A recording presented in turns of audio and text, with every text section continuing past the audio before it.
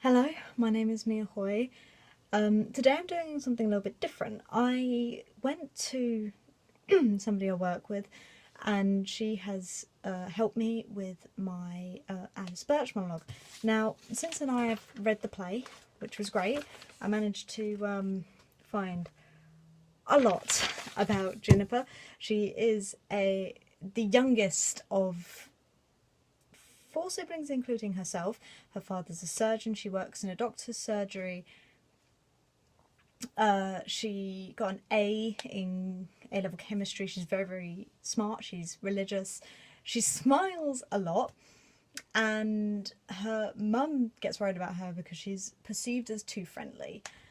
So my character description of her at first wasn't exactly on point, but I think I was close. But since then, I've also had a look through with. I've had help from somebody, and she has given me a few exercises to try. Now, I've already videoed one of these with my mother earlier, reading it like a conversation on a train. It'll be under the same title as this video, just with a part 2 on it. So first, I'm going to read it as if it is a dating profile. Now, I know the script off by heart, but for the purposes of this exercise, I will have the scene in front of me. I am looking for love. I am actively looking for love.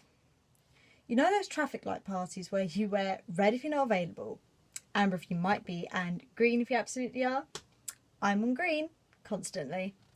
I sometimes think my heart will fall out of my ribcage and land at my feet at the pace of which it beats. I like a lot of things. I love a lot of things. I get excited pretty easily about food and friends and the weather and sex and just hanging out. I like Facebook a lot.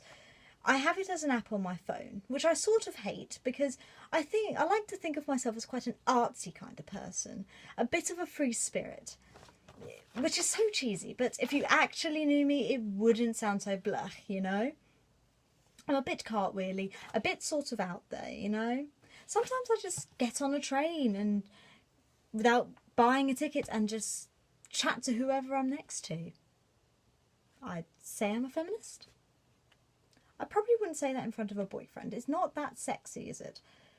I want to do a bit more. Maybe volunteer? There's a shelter not far from me for women, and I think I'd be good at that because I'm very good at empathising with people. Really, I cry at everything. There was a single mum on The X Factor with really low self-esteem, and she had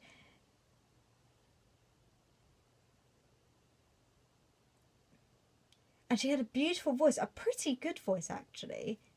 She had a voice, and I just sobbed because I really felt for her, you know. Sorry, I have to adjust my chair. The accent came back, and I don't know why. She suddenly went very, very posh, talking to as if it was a dating profile. She suddenly had this really RP accent. Well, it might be RP, I still need to improve on my accents. But yeah, I suddenly had this accent and I don't know why. I think it's probably because I was thinking maybe of, it wasn't her reading it. It was like somebody's just gone up to their friend and gone, oh my god, like I've just found this person on Tinder and look at their profile because it's amazing. I felt like it was a little bit like that. So it wasn't her reading it.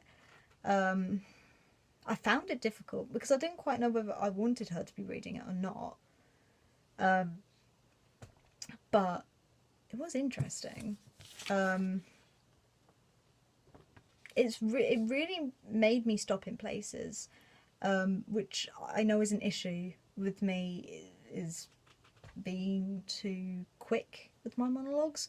I feel like since then I've slowed down because one of the exercises we did is we managed to find where she changes thought, and we put little dashes there, empathise, and lines under where she empathises.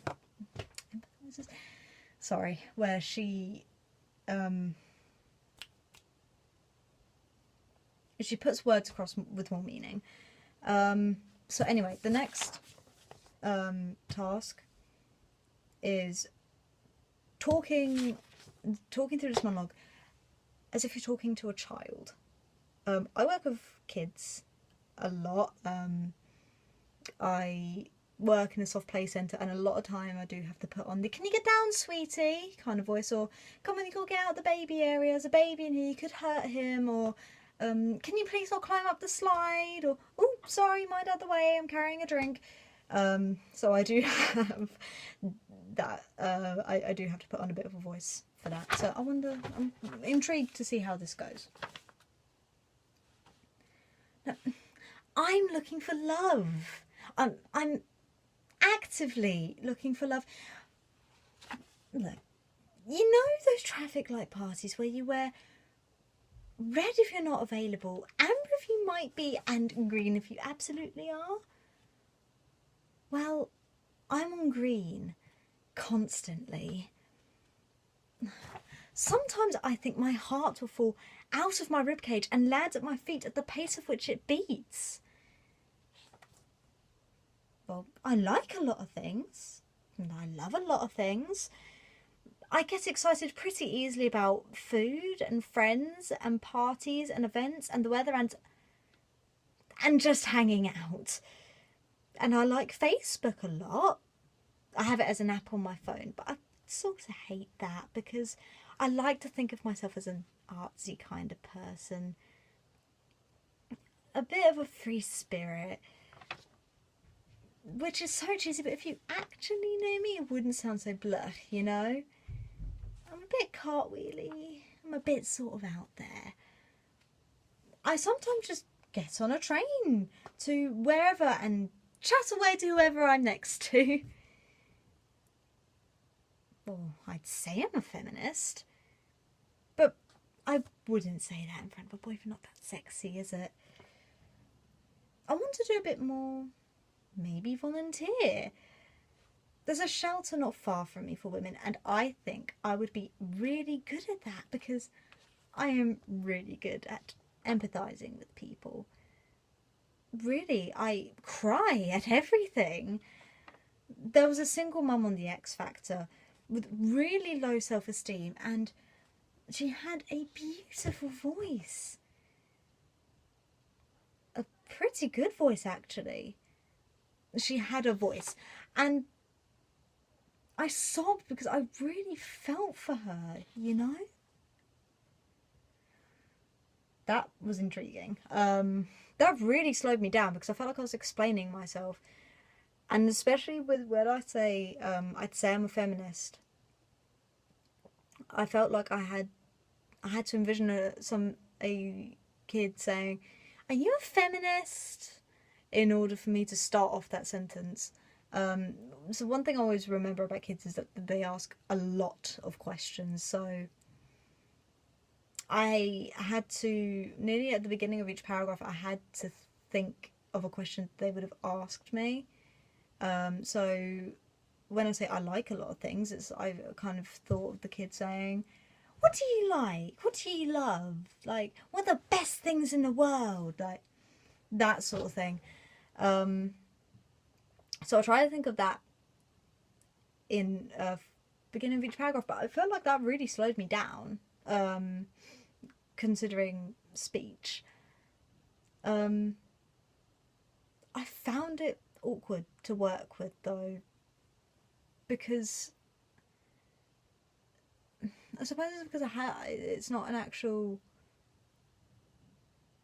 I couldn't think of a situation where I would be talking to a child with this monologue, besides them sitting next to me going, question, question, question, question. So I had to make up a scenario. But it's really helped me with my diction, I feel like, this exercise, especially with slowing me down and making sure that I'm pronouncing each word, because when you're explaining something to a kid, you do slow down, because if they go, "What's photosynthesis?" and you go, "Oh, it's when a flower takes food from the sun to help it grow," and you slow yourself down so it's almost as if the child has a better chance of understanding. Right.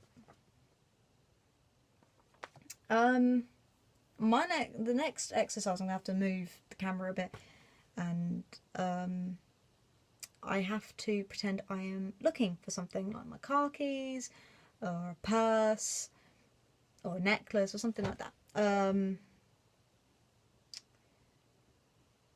Actually, no, I won't move the camera. I'm gonna keep it as it is. But yeah. So this is looking for something. I'm looking for love. I'm actively looking for love. You know those traffic light parties where you wear red if you're not available, amber if you might be, and green if you absolutely are? I'm on green constantly. I sometimes think my heart will fall out of my ribcage and land at my feet at the pace it beats. Well, I like a lot of things. I love a lot of things. I get pretty excited about food and friends and parties and events and the weather and sex and just hanging out. Ugh. I like Facebook a lot. I have it as an app on my phone, which I sort of hate because I like to think of myself as an artsy kind of person, a bit of a free spirit, which is so cheesy, but if you actually knew me, it wouldn't be so blah, you know? I'm a bit cartwheely, a bit sort of out there, you know? I sometimes just get on a train to wherever without buying a ticket and chat away to whoever I'm next to. And I'd say I'm a feminist, but probably not in front of a boyfriend. It's not that sexy, really, is it? I want to do a bit more. Maybe volunteer. There's a shelter not far from me for women, and I think I'd be really good at that because I'm good at empathising with people. I mean, really, I cry at everything. There was a single mum in the X Factor with really low self-esteem, and she had a beautiful voice. She had a pretty good voice. She had a voice, and I just sobbed because I really felt for her, you know? I apologise for the clatter. That sped me up a lot. I think it's probably because I was looking for something, and I'm thinking, okay, when are you looking for something? And for some weird reason my brain went, oh, you're rushing to get out somewhere and somebody's talking to you, so you have to try and look for something while this person's talking to you. I felt like, however, this exercise brought out Juniper's frustration a lot, and how she rethinks every single line. She jumps drastically from place to place in this monologue, and I feel like this exercise really, really helped with that. I'm coming up to 15 minutes on this video, so I really need to shut it off, otherwise I can't post it. Thank you for watching. Again, there will be a more detailed description in the underneath the video. Thank you for watching.